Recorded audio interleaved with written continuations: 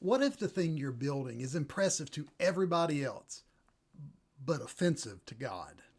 So most of us assume that if something is growing and it's working and it's expanding and man, it's getting attention, then it's got to be good, that God's got to be blessing it. If it looks successful, then it must be successful. But Genesis 11 forces us to slow down and to think about the question differently. Instead of asking, is it working? We should ask, who is it for? Listen to what the people are saying, Genesis 11:4. They say, come and let us build ourselves a city, a tower with its top in the heavens, and let us make a name for ourselves. Now, on the surface, this looks like progress. They're united and organized. They've got vision. They've figured out new technology. We know something about that in our day, don't we? They are building something with great ambition and vision, and none of that is wrong in itself. Building and planning, working hard, of course, that's not a problem. The problem here, though, is the motive. They're not building to honor God. They're building for their own reputation.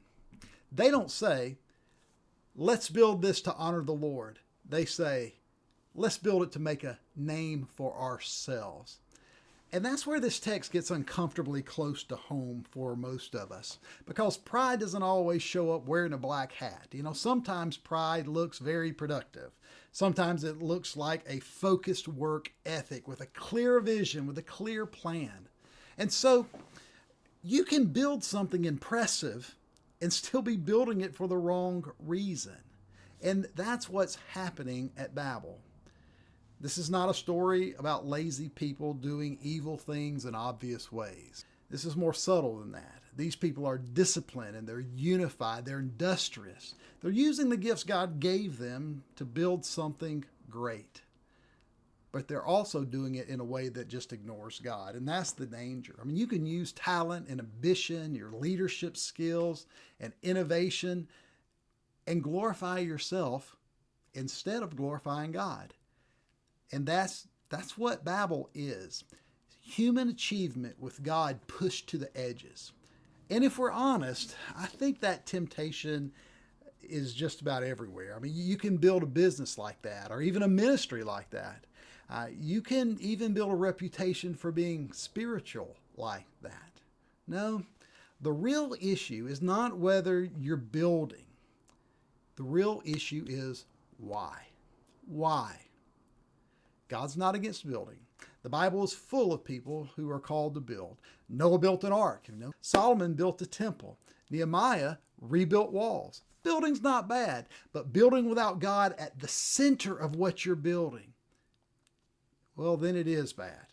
And that's what these people are doing. They want a city. They want security. They want significance.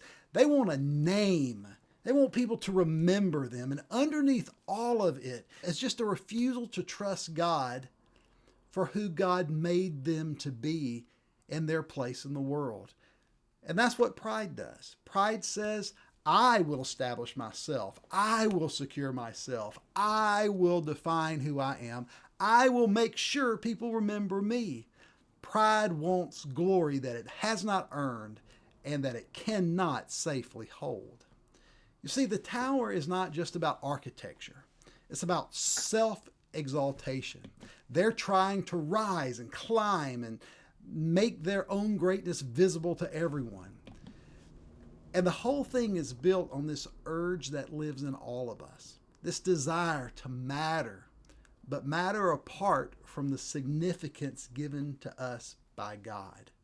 See, God's not against our ambition. He's against ambition that forgets Him. The question is not whether building is wrong. The question is, who gets the glory if this works? That's the question Babel forces us all to ask. If your plans succeed, who's going to get magnified? If the answer is basically, well, I am, well, then we're closer to Babel than we think. And this is where we have to be careful, because pride rarely introduces itself by saying, I want to replace God in your life. It sounds so much more reasonable when it speaks. It says things like, I just want to do something meaningful. I just want to leave a mark. I just want to build something great. And of course, those words sound fine until you realize the whole thing is being driven by the hunger to make a name for yourself. And God wants us to understand that not every open door is holy, that not every big vision is God's vision, that just because something impresses us doesn't mean that it impresses God. No. The safest way to build is with open hands and a surrendered heart.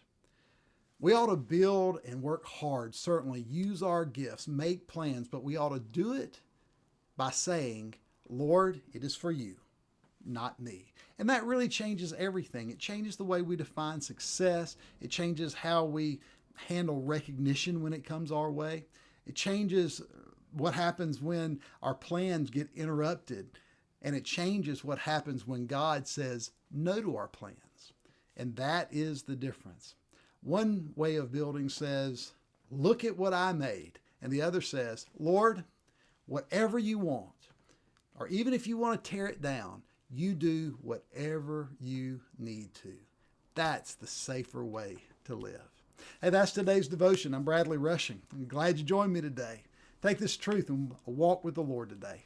I'll see you again soon.